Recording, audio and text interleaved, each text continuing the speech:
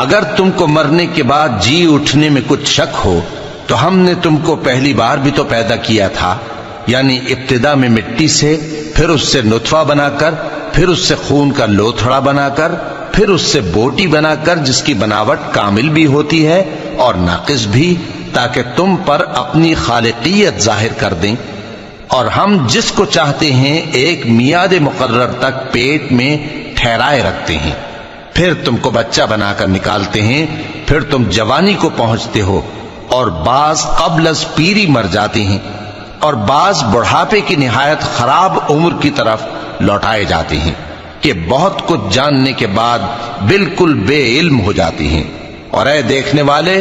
تو دیکھتا ہے کہ ایک وقت میں زمین خشک پڑی ہوتی ہے، پھر جب ہم اس پر مے برساتے ہیں تو وہ شاداب ہو جاتی اور ابھرنے لگتی ہے